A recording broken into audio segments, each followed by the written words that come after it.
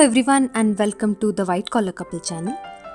If you have set your sights on the enchanting landscapes of New Zealand, you are in for a treat. In today's video, we are going to demystify the visa process to help you make your journey to Aotearoa a reality. New Zealand offers e-visa for most countries and there is no need to visit the embassy. We have attached all the necessary links that you will come across in this video in the description box below. Before diving into the paperwork, it's crucial to determine the type of visa you need. New Zealand offers various visas for different purposes such as tourism, work, study or family reunion. Visit the official Immigration New Zealand website to find the most suitable visa for your trip. If you are planning for a vacation, the visitor visa is the go-to option.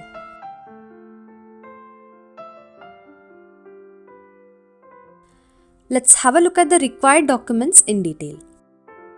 Well, this is a no-brainer. You must possess a valid passport and make sure it's valid for 3 months before your planned departure date. You will need to submit a valid national identification card. For us, Aadhaar card worked just fine. New Zealand Immigration has specific requirements for uploading the passport size photo. Your photo must be less than 6 months old and clearly identify you. It must also meet all of the technical requirements, which is captured in the description box below. You will be required to provide evidence of employment as part of demonstrating your ties to your home country. An employment certificate could help establish your intention to return home after your temporary stay in the destination country. If you are self-employed and need to provide proof of employment or income for a visa application, you can typically submit a self-employment or business-related document instead of a traditional employment certificate. This can include a business registration or license, business letter or affidavit, proof of business assets, and so on. If you are a salaried employee, you must provide proof of approved leaves from your employer. Approved leave from your employer will indicate that you have a stable job and an intention to return. Use the cover letter to introduce yourself, explain the purpose of your travel, and provide additional context to support your visa application. Here is a general outline of what you should include in a cover letter for a visa application. Include your full name, address, phone number, and email address. If applicable, include the contact information of your sponsor or host in the destination country. Briefly introduce yourself, mentioning your nationality, age, occupation, and any other relevant details. Clearly state the purpose of your trip, whether it's for tourism, business, study, family visit, or any other reason. Be specific and provide details about your itinerary and planned activities.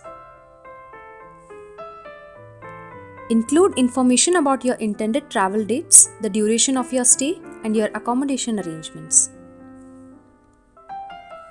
Briefly explain how you will financially support your stay, including details about your income, savings, any financial support from a sponsor, and your ITR documents from the previous financial year.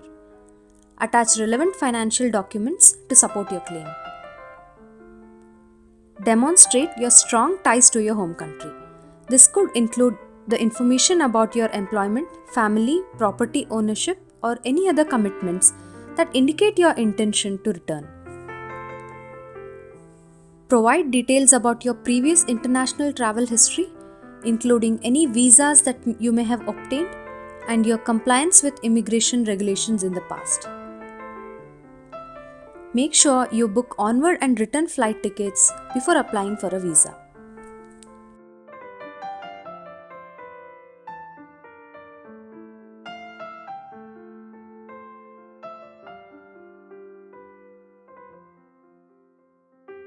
Visitor visa processing typically takes 4 to 5 weeks. However, we recommend you to apply at least 2 months in advance, especially if you're traveling during peak season. This will also give you ample time to reapply or provide clarification if required. The visitor visa costed us about $240 New Zealand dollars, that is 12k in Indian rupees, and is valid for 1 year from the grant date. Generally, you will not find direct flights to New Zealand and you may have to transit through Australia. For this, you will have to procure a transit visa which is free of cost. However, you can apply for this only after you are granted a valid New Zealand visa. If your visa application is weak on financial strength, ties to home country, bona fide intention, or because of insufficient documents, there is a good chance of your visa getting rejected. Here are some useful tips that will help you procure your visa on the first go. We recommend you to plan a tentative travel itinerary and make fully refundable accommodation bookings before applying for the visa. This will showcase your genuine intent to visit the country. The immigration portal provides certain optional fields to upload additional supporting documents. Make sure to utilize these fields to strengthen your visa application. Processing times for very similar applications can vary, and this can put your vacation plans in jeopardy. Applying 2 months in advance will rid you of this worry. The visa guidelines suggest that you have a balance of at least 400 New Zealand dollars in your bank account. However, from our experience, we recommend that you showcase significantly more than this. After going through a tedious visa process and one rejection, we questioned ourselves if it was really worth it. Well, we couldn't have been more wrong. New Zealand is truly a traveler's paradise and is worth all the effort that you put in. So, are you ready to plan your next trip to New Zealand? Do let us know in the comment box below. If your friends or family is planning for a New Zealand vacation, don't forget to share this video with them. Till then, happy tripping.